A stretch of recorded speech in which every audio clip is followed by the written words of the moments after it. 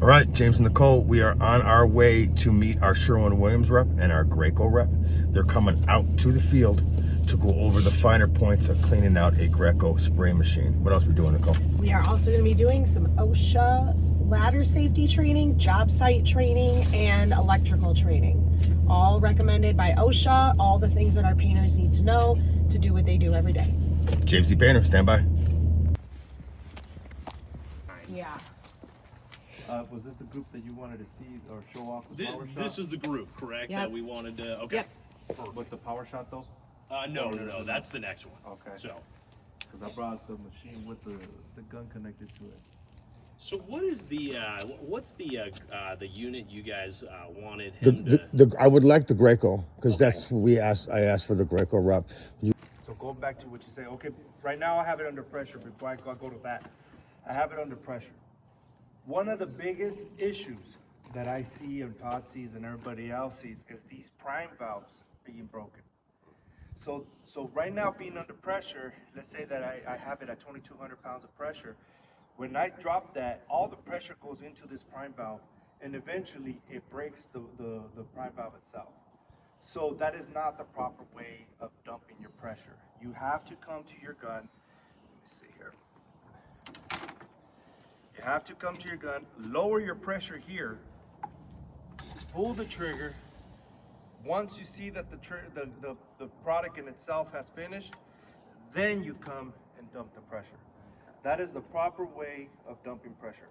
Now, there's an emergency per se, right? And let's say that one of these hoses gets caught, gets a kink, you see paint spilling everywhere, a little bit of safety. The last thing you want to do is go run over there with the rag and try to stop it and hold on to it, because what's going to happen is a paint injection. And if you get a paint injection, remember our bodies are based on a lot of water. So what that's going to end up happening is that liquid of paint is going to travel to your blood system, and eventually, if you don't get that taken care of and seen ASAP, you could actually start losing, blood circulation to where you could actually lose your finger, your arm, whatever it was that it pinched. So if God forbid you guys are ever in a situation where that happens, please don't even go to Concentra or anything like that. Go straight to the ER and tell them, hey, I just suffered a paint injection. They know how serious that injury is, and they will take you right away back to the back. So if a hose was to break like that, my recommendation, the mess is already there. And I know that's the biggest fear, right? We're in somebody's house, we want to prevent more of a mess. Come straight to the machine. At that point, dump the pressure. It is what it is, dump the pressure. Those situations are inevitable, you know what I mean? Who has time to sit here and try to lower the pressure? But how often is that gonna happen? So there's no reason why you guys should be dumping the pressure like that. I've had guys like the 833 that I'm talking about. Those things create up to 6,500 pounds of pressure. You do that one time and you'll break that prime valve. That's a lot of pressure going into that thing. And I've had guys yelling at me, oh, your machine's terrible and all this stuff. And I go out there and I see that the prime valve is broken. And I'm like, what happened? Oh, well, we dumped the pressure. Well, that's all you need to do. But I only did it once. It doesn't matter. It's a lot of pressure. You can see the current is flowing. Try that with the competitor. I want you to see how much of the flow of water you will actually see go through it. With theirs, what you'll see is it'll start, but then it won't stay consistent. So that allows you to be able to have a consistent flow of water going through it to where this thing is flushing correctly, right? With that being said, I like it because if I'm in a rural area and I need water to clean this machine, I can actually clean it with 2 buckets of water. So that instead of 5 or 3 or 4, I can break it down to 2. Okay? So does it run cleaning it? And you're seeing water like that.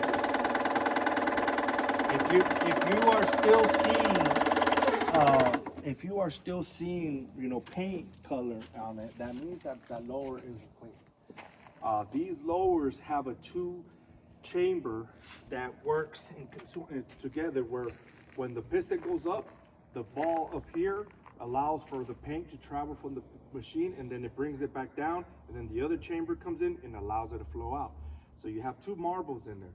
And what happens when you don't clean them correctly is eventually gunk will start building up into these pistons. And and you will come in the morning and you're trying to start the machine and you're seeing no flow of materials flowing out of that bad boy, that's because one of those marbles has some type of debris in there that is not allowing for it to sit properly to the flow to work correctly.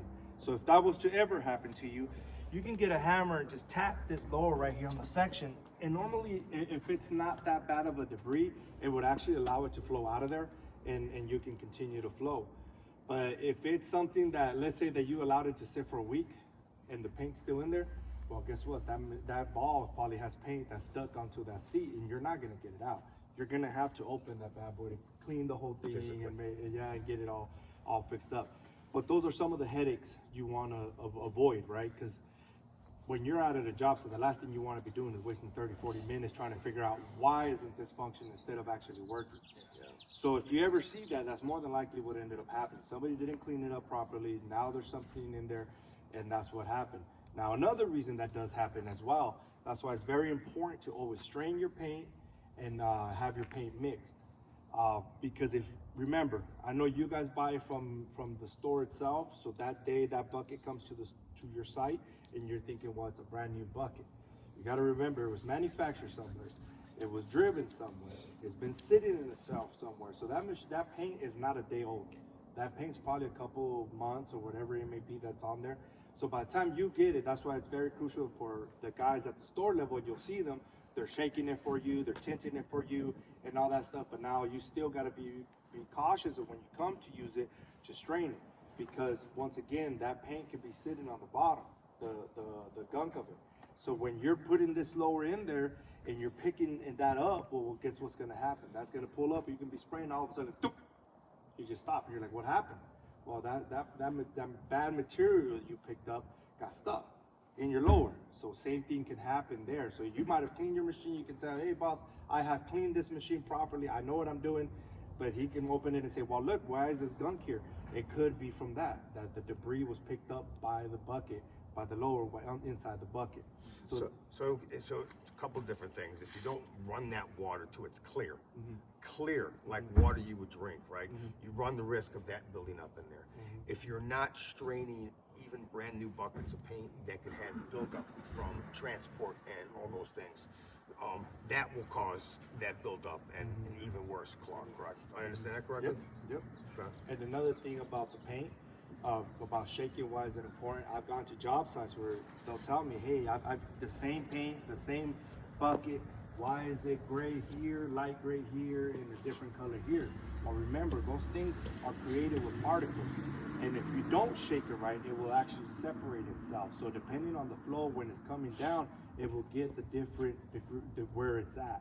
So that's why it's always very important for you to shake it up to make sure that you're painting the same way that you need to paint. I've had guys put it right in a gallon that's not mixed. They're like, it's going to mix in the pump.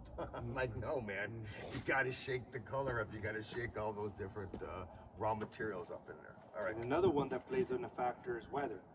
So if you store this in the wintertime on the outside, it's going to become more thick.